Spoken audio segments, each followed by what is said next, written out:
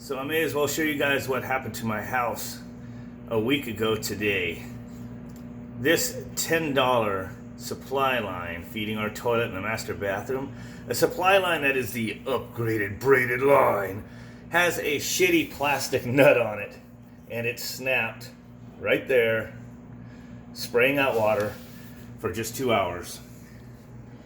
And that 2 hours of us being away flooded our entire upstairs master bathroom, filled our entire bedroom, and leaked through and flooded half of the house downstairs. I can believe what we just came home to. Wow, it's even leaking water down out of the side of the house. I thought the water heater would be spraying out. Nope, the ceiling.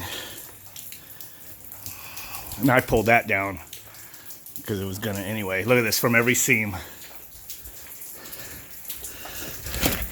Have you opened this door yet? No. It's pouring like a mother in here. Is it?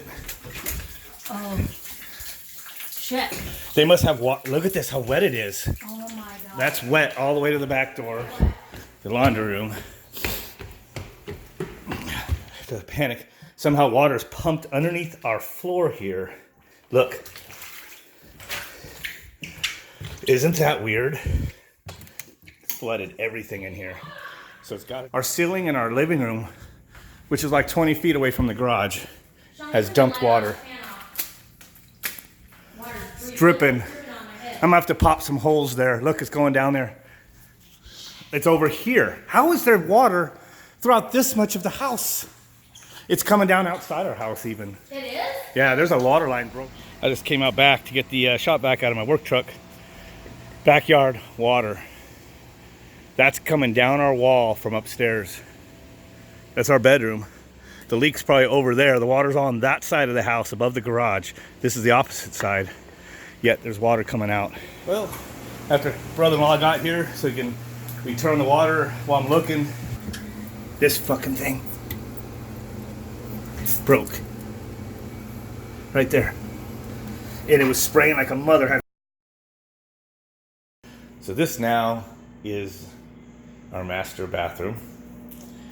It has had the vanity gutted. The walls have been cut out 2 feet high. All throughout around the toilet, the closets. That closet, into the next room. That closet, gutted. The floor, which was tongue and groove, floated up on the water and ran into all the neighboring areas. This is our master bedroom. It is, we can't live in it, it's gutted. So,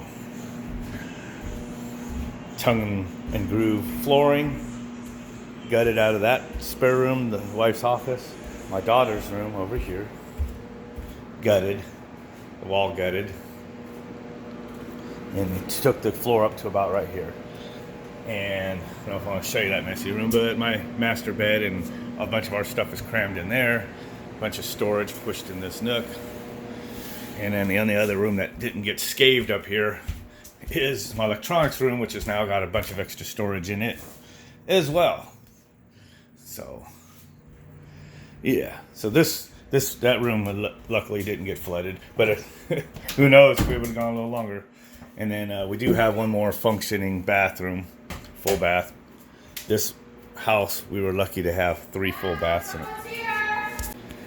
And the restoration contractor just arrived, so I gotta make this video real quick. But here's our downstairs. It's our front door. And here is underneath my master bedroom. This is the living room. And it is totally gutted. The walls, the ceiling, see all the way into the garage, except for the fact that they put up some plastic barrier there. Halfway into our kitchen, they had to take the ceiling. And what it did is when it leaked from our bathroom up there, it came down on top of the hard lid drywall and filled it up with water. And when I came home, it was raining. It was raining out in the garage. It was raining through the laundry room, and it was raining just all over out here. And the garage is gutted. Ceiling gone. Walls gone. Yep. Here's my plumbing lines. You can see they're 3/4 feeding up through there to feed through the it goes to the toilet, shower, bathtub, and then the double vanity sink over there. So toilet is right here. So it's only got like 20 inches of 1/2-inch copper coming right off a 3/4-inch line, which drops right down under there over to the 1 1/4-inch main that this house has. It has got a 1 1/4-inch main line. It is huge. So there was flow that 2 hours. It just filled up the whole cavity.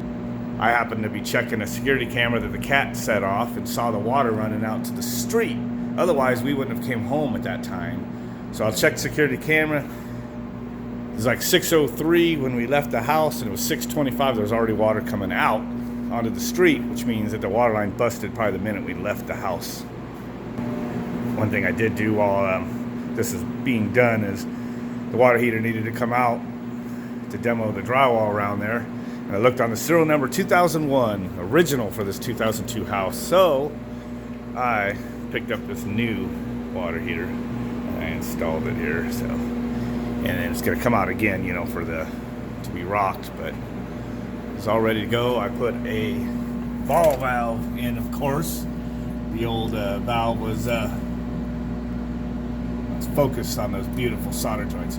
The old valve was a gate valve, and naturally when I turned it, it turned off about halfway and then snapped the stem, and it just kept on spinning. So anyway, yeah, so not anymore with that nice ball valve there.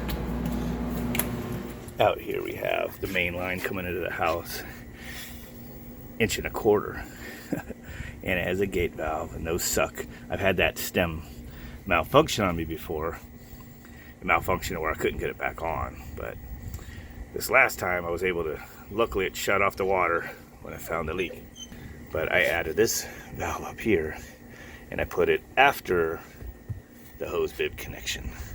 That way, once we turn that off as I'm working on the water heater and whatnot, at least people could come out and get water from the hose bib. Turn it off down there, you got nothing. So this is what we're left with, probably until Christmas time. So this area, they had to just take up some of the bottom wall where the water pulled up over here. And we just have a bunch of stuff stored in here now.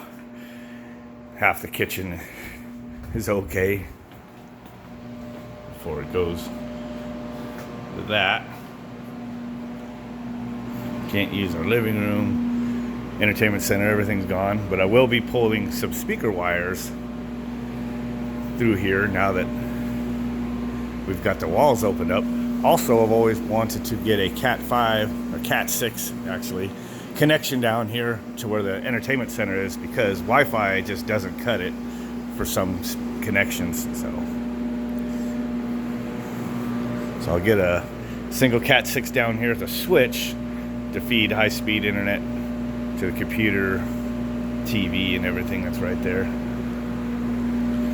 Wife wants me to change some lights. She's being a pain in the ass about that already.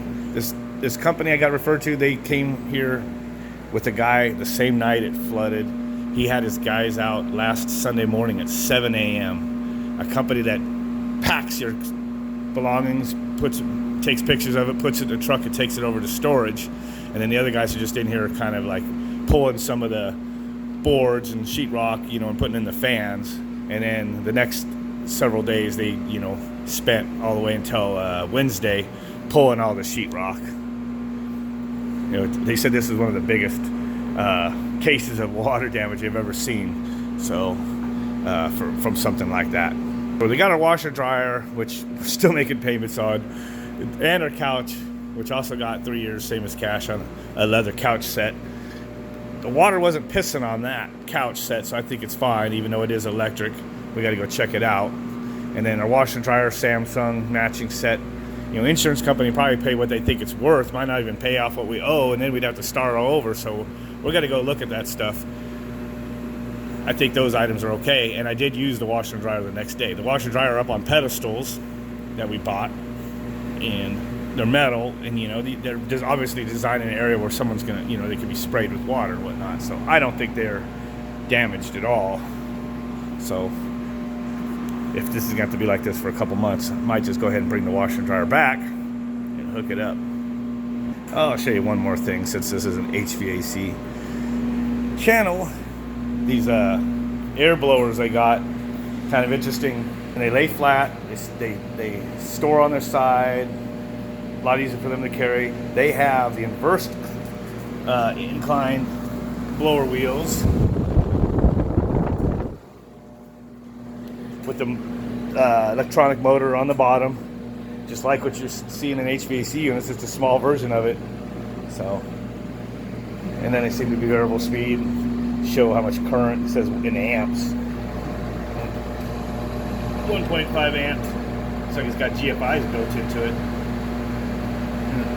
So, and then of course they have the dehumidifier, which adds a little bit more heat to the room. Unfortunately, doesn't discharge the heat outside. They had several of these at first. Now we're down to one, so. And by tomorrow, hopefully they'll get that out. So with that, see how it goes. Probably see some updates as a contractor does their thing. I'll just jump in here when I can to run some wires and do some things I can.